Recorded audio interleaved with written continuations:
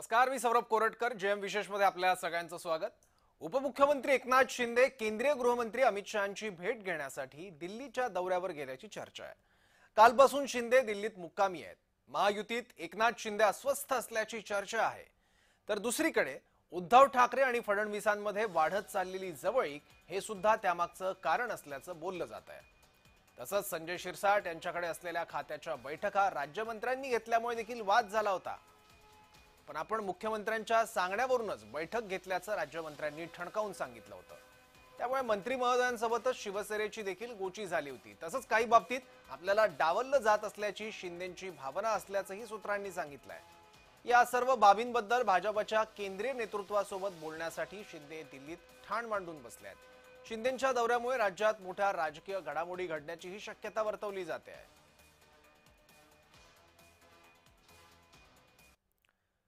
तर दिल्ली दौऱ्याबाबत उपमुख्यमंत्री एकनाथ शिंदेंनी काय सांगितलंय पाहूयात. मुख्यमंत्र्यांनी राज्यपालांची भेट घेतली आहे, तर राज्यपालांची भेट घेतली तर तिकडे काही फेरबदल होणार वगैरे असा चर्चा रंगली. आणि तुम्ही अचानक राजधानी दिल्लीत अरे बाबा, अचानक आलेलो नाही मी. दरवेळेला मी अधिवेशन काळात येतो आणि अधिवेशन काळामध्ये मी आलेलो आहे खासदारांना भेटायला, त्यांच्याशी बोलायला, त्यांच्याबरोबर चर्चा करायला.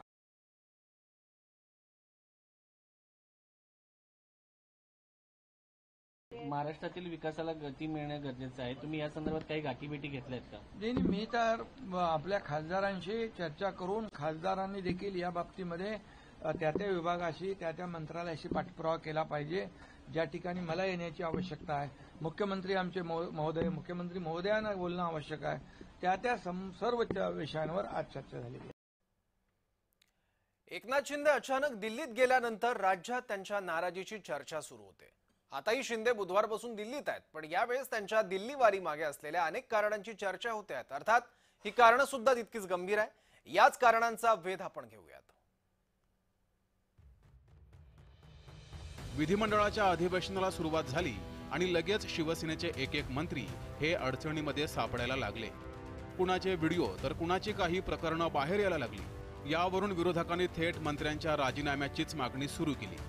यात पहिलं नाव होतं ते सामाजिक न्यायमंत्री संजय शिरसाट यांचं. शिरसाटांचा पैशांच्या बॅगसोबतचा बेडरूम मधला एक व्हिडिओ व्हायरल झाला. त्यापूर्वी एका हॉटेल प्रकरणातील अनियमितता यावरून सुद्धा त्यांच्यावर आरोप झाले. यानंतर अडचणीमध्ये आले ते गृहराज्यमंत्री योगेश कदम. खुद्द गृहराज्यमंत्री त्यांच्या डान्स बारवरून अडचणीमध्ये आले हे महाराष्ट्रात पहिल्यांदाच घडलं असावं. सावली बारबाबत गंभीर आरोप परबांनी केले आणि आता राजीनाम्याची ही मागणी होतीये. तिसरं नाव संजय गायकवाड. ते चर्चेमध्ये आले हाणामारीमुळं. आमदार निवासातली हाणामारी आणि जुनी काही प्रकरणं यामुळे त्यांच्यावरही चौफेर टीका झाली. यात दबक्या आवाजामध्ये चर्चा झाली ती शिंदेंच्या काही नेत्यांना इन्कम टॅक्सच्या नोटिसा गेल्या याची. उपमुख्यमंत्री एकनाथ शिंदेंचे सुपुत्र खासदार श्रीकांत शिंदेंनाही इन्कम टॅक्सची नोटीस गेल्याचं खुद्द शिरसाटांनी मान्य केलं. पण नंतर त्यांनी आपल्याच वक्तव्यापासून फारकत घेत प्रकरण सावरण्याचा प्रयत्न केला. आता अपूर्व हिरेंनी भाजपात प्रवेश केलाय, त्यामुळे लगेचच दादा भुसेंवर सुद्धा आरोप सुरू झाले. त्यामुळे आरोपांच्या चक्रात अडकलेले नेते वारंवार डावललं जाणं, इन्कम टॅक्स, ईडीची टांगती तलवार याबाबत तर शिंदेंची ही दिल्ली वारी नाही ना, याचीही चर्चा राजकीय वर्तुळामध्ये सुरू झाली आहे. ब्युरो रिपोर्ट, जय महाराष्ट्र न्यूज, मुंबई. तर एकनाथ शिंदेंच्या दिल्ली दौऱ्यात नेमकं काय घडलं पाहूयात. काल संध्याकाळी 7:30 वाजता एकनाथ शिंदे दिल्ली विमानतळावर दाखल झाले. रात्री 8:30 वाजता एकनाथ शिंदे श्रीकांत शिंदेंच्या पंडित पंत मार्ग या निवासस्थानी दाखल झाले. रात्री 8:45 खासदार श्रीरंग बारणे, नरेश मस्के, संदीपान भुमरेंसोबत त्यांची चर्चा झाली. रात्री 9:30 वाजता सर्व खासदार शिंदेंना भेटून निघाले. रात्री 11 वाजता एकनाथ शिंदेंनी गाडी बदलली. रात्री 11 वाजता शिंदे पांढऱ्या नेक्सॉन गाडीतून बाहेर पडले. रात्री 11:10 पटेल चौक मेट्रो स्टेशन जवळ शिंदे पोहोचले. रात्री एका बड्या नेत्याची गुप्त भेट शिंदेंनी घेतल्याची चर्चा आहे. आज दुपारी 3 वाजता एकनाथ शिंदेंची खासदारांसोबत बैठक झाली.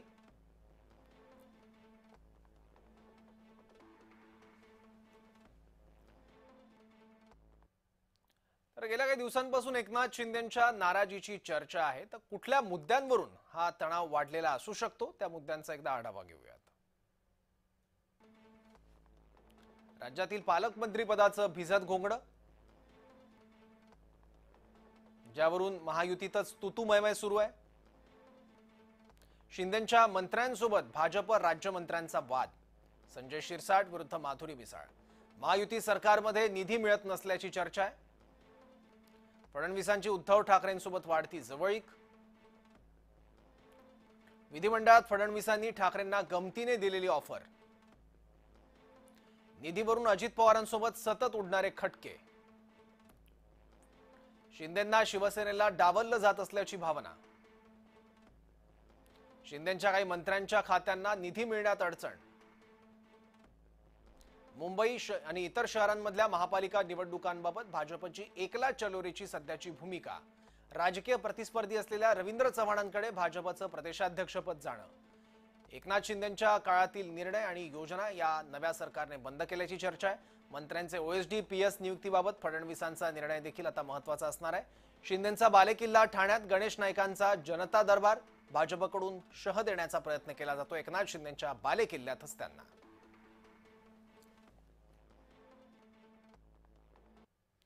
याबद्दल बोलण्यासाठी ज्येष्ठ पत्रकार जयंत माइंडकर सर आपल्यासोबत आहेत. जयंत सर, जेव्हा जेव्हा एकनाथ शिंदे दिल्लीत जातात तेव्हा तेव्हा त्यांच्या नाराजीची चर्चा होते. आता पुन्हा एकदा एकनाथ शिंदेंचा हा दिल्ली दौरा आहे, पण यावेळेस मोठी कारण आहेत. असं आहे की शेवटी माजी मुख्यमंत्री जेव्हा उपमुख्यमंत्री होतात तेव्हा त्यांच्या मनात सरळ शब्दात कुठेतरी ठुसठुसी राहणारच, कुठेतरी आपल्याला हवं असलेलं आपण ज्या नंबर 1 पोझिशनला होतो ते मिळालं नाही म्हणून थोडीशी तरी सुप्त भावना, दुःख काही ना काही असणारच. आणि थोडस दिल्लीतलं राजकारण असं आहे की देवेंद्र फडणवीसांचे संबंध डायरेक्ट नरेंद्र मोदींशी आहेत. तर अमित शहांचा कल हा आपल्याला माहिती आहे, अनेक वेळा कधी कधी चंद्रकांत पाटील त्यांच्याकडे सुद्धा असायचा, तसा आता तो एकनाथ शिंदेकडे आहे. त्याच्यामुळे आपण जे म्हटलं की एका बड्या नेत्याला जे वारंवार भेट झाली वगैरे म्हटलंय, अर्थात अमित शहा एक असा सूर दिसत आहे पर्टिक्युलरली शिंदे सेनेच्या बाबतीत की आमच्या आमदारांना आणि मंत्र्यांना जाणीवपूर्वक टार्गेट करून त्यांची बदनामी केली जाते आहे. आता असं आहे का की संजय गायकवाड यांनी मारलं तरी पण आपण प्रेसनी काही लिहू नये किंवा त्याच्यावर कोणी कॉमेंट करू नये किंवा देवेंद्र फडणवीसांनी असं म्हणू नये की हे अयोग्य आहे, असं नाही. पण एक त्यांचं मत झालेलं आहे. मग संजय शिरसाट असतील किंवा आपल्या आईच्या नावाने बार आहे, चक्क डान्स बार आहे, असं गृहराज्य मंत्र्यांवर आरोप केला जातो तो खरा असतो. आता या आरोपांना हे सगळे एकदम आणून एक प्रकारे शिंदे सेनेला कोंडीत पकडायचा प्रयत्न सुरू आहे, ही शिंदेची भावना आहे. आता हे कुठे संपू शकतं, तर मी अगदी एक्स्ट्रीम स्टेपला जाऊन सांगतो की कदाचित शेवटी सर्व्हायव्हल करता, जसं सर्व्हायव्हल करता मुख्यमंत्री पदाकरता एकनाथ शिंदे भाजप बरोबर आले, तसं सरळ ऑफर दिली जाऊ शकते की तुम्ही आमच्यात या, हे सगळं बंद होऊन जाईल, तसेही तुमच्यातले अनेक जण आमच्याकडे यायला इच्छुक आहेत. हा एक प्रकार. किंवा मग ते अगदी माणिकराव कोकाटे असू दे, ज्यांचे एक म्हणजे अजित पवारांचे असू देत किंवा शिंदे सेनेचे, एक लक्षात घेतलं पाहिजे की 132 जागा असल्यामुळे भाजप नेहमी एक प्रकारची कुरघोडी करून विसरू नका आम्हीच नंबर 1 आहोत. आणि म्हणून राज्यमंत्री सुद्धा सांगू शकतात की मुख्यमंत्र्यांनी सांगितलंय म्हणून मी माझी मीटिंग घेत आहे. आणि कॅबिनेट मंत्र्यांना ते माहित नसतं. खरं तर मुख्यमंत्र्यांनी सांगितल्यानंतरही कॅबिनेट मंत्र्यांना सांगणं हाही एक प्रोटोकॉलचा भाग आहे, पण मुख्यमंत्र्यांच्या समोर तो प्रोटोकॉल चालत नाही. ओएसडी पीए आपण जे म्हणालात ते खरं आहे. खरोखर कोणत्या मंत्र्याकडे कोणी ओएसडी म्हणून काम करावं, कोणी काम करू नये, हे जसं एकेकाळी म्हणजे नरेंद्र मोदी दिल्लीत ठरवतात ती पद्धत आता देवेंद्र फडणवीसांनी इथे आणलेली आहे. संपूर्णपणे एकाधिकारशाही सुरू आहे आणि एक प्रकारची तडफड असं म्हणायला हरकत नाही, एक प्रकारची चीड आहे. आणि ती चीड अमित शहांकडे जाऊन जिथे त्यांना असं वाटतं की देवेंद्र फडणवीसांच्या विरोधी थोडा तरी सूर ऐकला जाऊ शकतो, तिथे एकनाथ शिंदे जाऊन बोलून येतात असं वाटतंय. माइंडकर सर, एक शेवटचा प्रश्न. मध्ये आणखी एक चर्चा होती. विधिमंडळाचं अधिवेशन सुरू असताना बोलता बोलता शिरसाट बोलून गेले की श्रीकांत शिंदे आणि इतरही काही जणांना इन्कम टॅक्स विभागाच्या नोटीस आलेल्या आहेत, पण नंतर त्यांनी घुमजाव केला आणि ते आपण केलेलं वक्तव्य त्यांनी सावरलं, त्यावर पडदा टाकण्याचा प्रयत्न केला. हे सुद्धा कारण असू शकतं दिल्ली दौऱ्यामागे? अगदी बरोबर आहे. आधीच ते शिरसाटांचा तोंडाळपणा त्यांना स्वतःला अनेक ठिकाणी भोवतोय.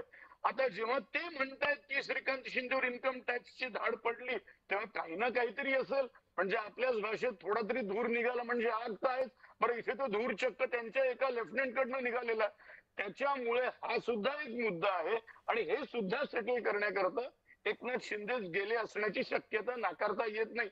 अगदी आपण उल्लेख केला म्हणून सांगतो, जेव्हा मुख्यमंत्री म्हणून ते शिवसेना सोडून एकनाथ शिंदे आले होते, तेव्हाही अशीच एक चर्चा होती की अशाच प्रकारचं ईडी आणि एकनाथ शिंदेचे कोणी एक पीए त्यांच्या विरुद्ध सर्व एन्क्वायरी होणार आणि ती टाळण्याकरता ठाकरे सेनेतून ते बाहेर पडले, भाजपकडे आले आणि मुख्यमंत्री बनले. ही तेव्हाही चर्चा होती. आपण म्हणतात ते बरोबर आहे. हाही एक मुद्दा आहेच. ठीक आहे सर, आणखी एक विषय मला त्या संदर्भात पुन्हा एकदा तुमच्याकडे तुमचं मत जाणून घ्यायला यायचं आहे. मी प्रेक्षकांना ती बातमी सांगतो.